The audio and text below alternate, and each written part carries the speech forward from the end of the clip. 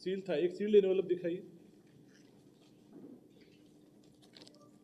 इस तरह के टैम्पर एविडेंट एनवेलप्स में प्रश्न पत्रों को सील किया गया था, तो इसको आप खोल नहीं सकते, ये मुश्किल है। खुलेगा तो ये सील फट जाएगा।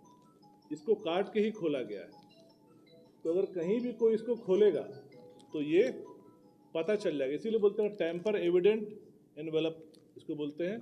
तो इसको जब खोला गया, इसको काट करके खोला गया। अब आपको दिखाते हैं एक प्रश्न पत्र। यही है वो पेपर सील जिसके बारे में लोग बात कर रहे हैं।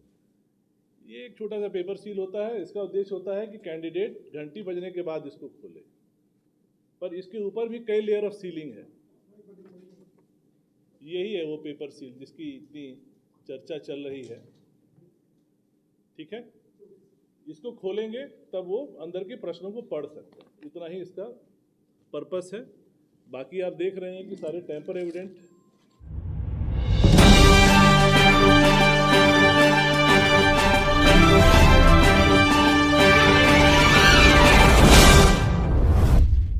के इस प्रेस वार्ता में आप सभी का स्वागत है। हाल ही में झारखंड सामान्य स्नातक योग्यताधारी संयुक्त प्रतियोगिता परीक्षा 2023 जो दिनांक 21 और 22 को हुई, उसके बारे में कुछ भ्रांतियां जो फैल रही हैं उसको दूर करने के लिए आयोग ने निर्णय लिया कि इस विषय पर पूरी जो बातें हैं सबके सामने लाई जाएं, ताकि लोगों का विश्वास जमे कि आयोग ने पूरी निष्पक्षता से और पूरी सावधानी से इस एग्ज़ाम को कंडक्ट कराया है। और उसके बारे में कुछ डिटेल से जो प्रेस विज्ञप्ति में आप सबको सर्कुलेट किया गया, उसके कुछ ब्रीफ पॉइंट्स हैं जो आपके सामने हम देना चाहेंगे। इस परीक्षा में कुल 6,39,900 वैध आवेदन प्राप्त हुए थे।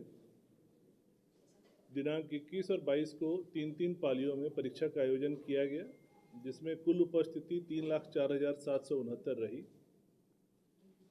झारखंड के सभी 24 जिलों में कुल 823 परीक्षा केंद्रों पर ये परीक्षा आयोजित की गई। इन 823 परीक्षा केंद्रों में कुल 10,917 परीक्षा कक्ष थे, जहां पे परीक्षार्थी बैठे और एग्ज़ाम दिए। उन परीक्षा कक्षों के लिए कुल 26,671 वीक्षक नियुक्त किए गए और जिला प्रशासन के द्वारा 824 स्टैटिक दंडाधिकारी, 857 परीक्षा ऑब्जर्वर और 415 गश्ती दल दंडाधिकारी प्रतिनियुक्त किए गए। प्रत्येक जिले में एक नोडल पदाधिकारी और बजगरी प्रभारी भी नियुक्त किए गए। पुरानी परीक्षाओं में जो समस्याएं आई थी उस सबको ध्यान में रखते हुए आयोग ने काफ़ी इस पर विचार किया, मंथन किया और एक SOP तैयार किया और SOP इन सभी पदाधिकारियों को दिया गया था और उसी SOP के अनुसार ये एग्ज़ाम को कंडक्ट कराया गया। आप सभी को बता दें कि जो प्रश्न पत्र प्राप्त हुए थे, प्रश्न पत्र कई चरणों में सील किए गए थे। सबसे पहले प्रश्न पत्र जहां वो प्रिंट हुए वहीं पर उस पर एक पेपर सील लगा, जिससे कि प्रश्न पत्र को खोलने के पहले उस सील को तोड़ना है। फिर 12-12 प्रश्न पत्रों का गुच्छा बना करके, ग्रुप बना करके उसको एक टैम्पर एविडेंट एनवेलप में सील किया गया। इसके पश्चात केंद्रवार, पालीवार उन सभी एनवेलप्स को एक मेटल ट्रंक में रख करके डबल लॉक में सील किया गया। उन दोनों लॉक को फिर पुनः सील किया गया। उसके पश्चात उसके ऊपर एक टेप से पुनः सीलिंग की गई और सभी ट्रंक की जो चाबियां हैं वो एक अलग अलग एनवेलप में सील करके एक अलग की ट्रंक में रखी गई, जिसकी नंबर लॉक बेस्ड की थी। ये सभी ट्रंक जो ये प्रश्न पत्र थे, ये सभी सील्ड कंटेनर्स में प्रत्येक जिला के स्ट्रांग रूम में मंगवाए गए थे और उन सभी के ऊपर GPS लॉक लगा हुआ था कि अगर वो कंटेनर कहीं भी खुलेगा तो कहाँ खुला, कब खुला, उसकी पूरी जानकारी एजेंसी को मिल जाएगी और बाद में जब भी आयोग चाहे वो उसे प्राप्त कर सकता है। जैसे ही ये ट्रंक जो है स्ट्रांग रूम में प्राप्त हुए, वहाँ पर पहले से स्ट्रांग रूम रेडी थे, सभी जगह लाइव सीसीटीवी कैमरा लगाए गए थे और प्रत्येक स्ट्रांग रूम के लिए एक स्ट्रांग रूम दंडाधिकारी नियुक्त किया गया था जिला के द्वारा। उस कंटेनर को मजिस्ट्रेट के सामने खोला गया और सारे ट्रंक्स को निकाल करके स्ट्रांग रूम में रखा गया।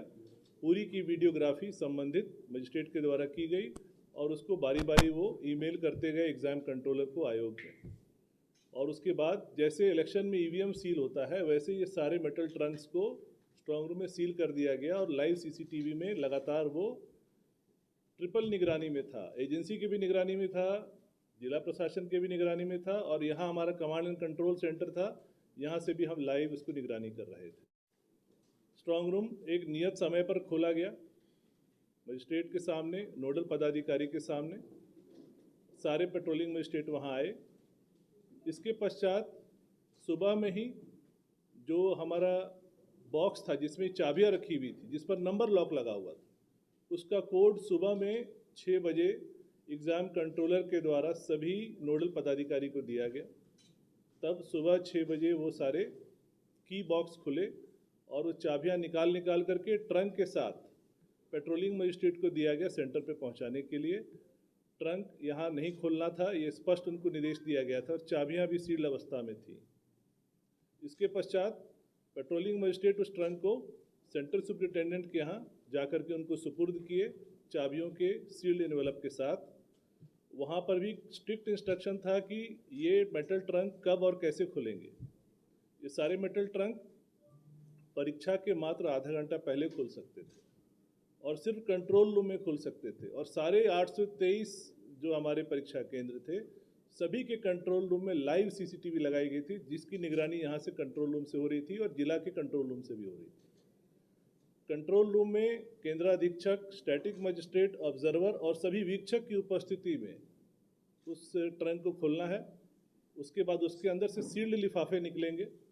सील्ड लिफाफे सभी वीक्षकों को उनके क्लासरूम वाइज कक्षवार उनको दिया जाएगा और वो स्वयं उसको लेकर जाएंगे। किसी भी प्यून को अलाउड नहीं किया गया था। और परीक्षा केंद्र में सेंट्रल सुपरिटेंडेंट, ऑब्जर्वर और स्टैटिक मजिस्ट्रेट के अलावा किसी को भी मोबाइल ले जाने की अनुमति नहीं थी। परीक्षा केंद्र के प्रत्येक कमरे में, कॉरिडोर में और मेन गेट पे सीसीटीवी लगाए गए थे और जैमर्स लगाए गए थे। कुल सीसीटीवी की संख्या 15,236 सीसीटीवी कैमरे लगाए गए थे और 9,217 जैमर लगाए गए थे। इसके पश्चात वीक्षक जब वो sealed envelope, tamper evident sealed envelope अपने कक्ष में ले जाते हैं, वहाँ पर 5 उम्मीदवारों की उपस्थिति में उनसे साइन करा के उनके सामने वो इन्वेलप खोला जाएगा और उसके बाद वो प्रश्न पत्र वहाँ पर एक सीरीज़ है, क्रम है, उसके अनुसार उसको बांटा जाएगा। ये उनको निर्देश था, उसके अनुसार ये कार्य किए। इसके पश्चात परीक्षा समाप्त होने के बाद उसको निर्देश दिया गया था कि वापस वो कंट्रोल रूम में लाएंगे। कंट्रोल रूम में पुनः वो एनवेलप में सील होगा और वो पुनः फिर एक ट्रंक में वापस सील हो जाएगा और वो सील्ड ट्रंक की अवस्था में वो आयोग में कल और परसों प्राप्त कर लिया गया है। और वो सारे सील्ड ट्रंक जिसमें कि कैंडिडेट्स के अटेंडेंस शीट और ओएमआर जिसमें उन्होंने अपने उत्तर को भरा है, वो अब हमारे पास प्राप्त हो चुका है। कल से उसको स्कैनर लगा करके हम लोग सीसीटीवी की निगरानी में और मजिस्ट्रेट की निगरानी में उसका इवैल्यूएशन की कार्रवाई शुरू करेंगे। इसके अतिरिक्त बता दें कि परीक्षा का जो चैलेंज आप से समझ सकते हैं कि 6,39,900 वैध कैंडिडेट थे। तो प्रश्न पत्र जो छपे हैं उसकी संख्या का आप अनुमान लगा सकते हैं, गुना 3, क्योंकि 3 पालियों में प्रश्न पत्र दिए गए थे। कुल 20 लाख प्रश्न पत्र छपे थे और प्रत्येक प्रश्न पत्र में 10 पन्ने थे। कुल 2 करोड़ पन्नों की छपाई हुई थी और ये पूरा सिक्योरिटी प्रेस में एक सीमित अवधि में किया गया है। और कहाँ हुआ, किसने किया, ये पूरा सीक्रेट है। इसके अतिरिक्त कुछ भ्रांतियाँ हैं जो बच्चों के द्वारा आयोग के समक्ष लाई गई। जैसे एक शिकायत आई, कुछ बच्चों ने कहा कि जो ओएमआर में जो एक सीरियल नंबर प्रिंट होता है और क्वेश्चन बुकलेट में एक सीरियल नंबर प्रिंट होता है, वो मैच नहीं कर रहा है, इसलिए उन्हें शंका था कि कुछ गड़बड़ी है, वो एग्ज़ाम नहीं देना चाहते। तो उन सबको स्पष्ट किया गया कि ओएमआर पे जो सीरियल नंबर होता है और बुकलेट पे जो सीरियल नंबर होता है, वो सीरियल नंबर हम लोग इसलिए प्रिंट करते हैं ताकि हमें पूरे प्रिंटेड मटेरियल का लॉग ट्रेल हमारे पास हो, एक ऑडिट पर्पस के लिए, कि किस सीरियल नंबर से किस सीरियल नंबर ओएमआर किस जिले के किस सेंटर के किस कक्षा में गया है, या किस सीरियल नंबर का बुकलेट किस जिले के किस सेंटर के किस कक्षा में गया, ये हमारे ऑडिट ट्रेल के लिए है। पर इन दोनों का मिलान होने का कोई ऐसी आवश्यकता नहीं, उससे उनके इवैल्यूएशन पे कोई फर्क नहीं पड़ता है। ये हमारी जानकारी के लिए, हमारे इंटेलिजेंस के लिए कि कल को कोई कदाचार होगा तो हम अपने लॉग ट्रेल से मिला लेंगे कि इसमें कोई गड़बड़ी हुई है। उसका आपस में मिलना कोई आवश्यक नहीं है, उसके लिए उनको कोई डरने और संदेह की बात नहीं है। उन्होंने अपने ओएमआर में जो रोल नंबर, जो बुकलेट संख्या, जो सीरीज डाली है, जो सब्जेक्ट कोड डाला है, उसी के अनुसार इवैल्यूएशन होगा। इसके पश्चात हमारे पास ये भी व्यवस्था है, अभी कुछ बच्चों के हमारे पास आवेदन आ रहे हैं कि हमने सीरियल नंबर जो है बी की जगह सी भर दिया गलती से, या हमने रोल नंबर भरने में एक बबल हमारा छूट गया, या सब्जेक्ट कोड हमने 01 की जगह 03 भर दिया, तो कृपया इसका ध्यान रखें। तो ये मैं आप सबको आश्वस्त करना चाहता हूँ और उन बच्चों को आश्वस्त करना चाहता हूँ कि इस बार जब हम लोगों ने प्रिंटिंग कराई, प्रत्येक प्रश्न पत्र की डिजिटल कोडिंग की गई है। ये पहली बार आयोग में हुआ है। हर प्रश्न पत्र पर एक क्यूआर कोड है। उस प्रश्न पत्र को हम ट्रेल कर सकते हैं कि ये किस सेंटर पे गया था और किस बच्चे ने लिखा है, और ये सारा डेटा हमारे पास है। तो निश्चिंत रहें, अगर उन्होंने गलती की भी है तो हमारे पास वो सॉफ्टवेयर है कि हम उसको सुधार सकते हैं कि वो सही रोल नंबर हो, सही सब्जेक्ट कोड हो, या सही सीरियल नंबर हो। उनको कोई घबराने की ज़रूरत नहीं। आवेदन हमारे पास आ भी रहे हैं, वो आवेदन नहीं भी देंगे तब भी हमको उसको शुद्ध करने की हमारे पास पूरी सॉफ्टवेयर व्यवस्था है। हर प्रश्न पत्र की एक डिजिटल कोडिंग की गई, आपको हम लोग सैंपल भी दिखाएंगे। भी चीज़ें लीक ना हो, इसके लिए हम लोगों ने विशेष ध्यान ये रखा कि यहाँ पे जो प्रश्न पत्र की जो तैयारी होती है उसमें एजेंसी को ये काम दिया जाता है। एजेंसी भी, अगर हमें जैसे 2 शिफ्ट में एग्ज़ाम लेना था जीके का, तो हमें 2 प्रश्न पत्र तैयार करने थे, तो एजेंसी ने 6 प्रश्न पत्र तैयार किए, 3 गुना, और उसको सील पैकेट में लाया गया आयोग में। आयोग की उपस्थिति में अध्यक्ष के द्वारा रैंडम 2 प्रश्न पत्र चुने गए जो सील्ड अवस्था में थे, और उनको दे दिया गया प्रिंट करने के लिए। बाकी 4 आयोग में सील्ड अवस्था में रखे हुए।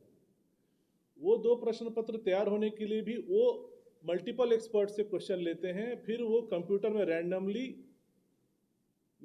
मैच होता है। वो किसी को नहीं पता चलता है कि फाइनल प्रश्न पत्र क्या बन रहा है, और वो भी 6 पार्ट में बनता है, और उसमें से रैंडमली 2 सेलेक्ट होता है। प्लस इस बार हम लोगों ने एक और ध्यान रखा कि प्रश्न पत्र आपको हम दिखाएंगे, प्रश्न पत्र पे कहीं नहीं लिखा हुआ है कि ये एग्ज़ाम किस पर्पस के लिए हो रहा है। झारखंड कर्मचारी चयन आयोग करा रहा है सीजीएल के लिए एग्ज़ाम, ऐसा कहीं नहीं लिखा है। प्रश्न पत्र एकदम न्यूट्रल है, कोई देख के ये बता नहीं सकता है, प्रिंट करने वाला भी उसको पता ही नहीं है कि ये प्रश्न पत्र किस एग्ज़ाम के लिए, किस आयोग के लिए छप रहा है, वो भी आपको दिखाएं। इसके अतिरिक्त एक भ्रांति और आई है, कुछ बच्चों ने कहा कि उनका जो पेपर सील है वो टूट गया था या खुला हुआ था। तो आपको मैंने जैसा बताया 20 लाख प्रश्न पत्र छपे, सारे सिक्योरिटी प्रेस में मशीन से प्रिंट हुए, सील हुए, पैक हुए। उसमें 1-2% संभावना है कि एडेसिव छूट गया होगा, सील नहीं हुआ होगा, पर उससे प्रश्न पत्र लीक होने का कोई खतरा इसलिए नहीं है क्योंकि वो पुनः एक टेम्पर एविडेंट एनवेलप में सील होता है, फिर वो मेटल ट्रंक में सील होता है, फिर वो सील्ड कंटेनर में ट्रांसपोर्ट होके आता है। तो इसलिए सिर्फ पेपर सील के खुले रहने से प्रश्न पत्र के लीक होने का कोई खतरा नहीं है। पेपर सील का एक ही उद्देश्य होता है कि जब प्रश्न पत्र दिया जाता है कैंडिडेट को, तो हम लोग 4-5 मिनट पहले दे देते हैं, बांटने में सुविधा होती है। जब घंटी बजती है तब कैंडिडेट को पेपर सील फाड़ना होता है और तब वो प्रश्न पत्र खोलता है। सिर्फ इसी पर्पस के लिए दिया जाता है। इससे इसका मतलब ये नहीं है कि वो प्रश्न पत्र लीक हो गया या उसका कोई खतरा है।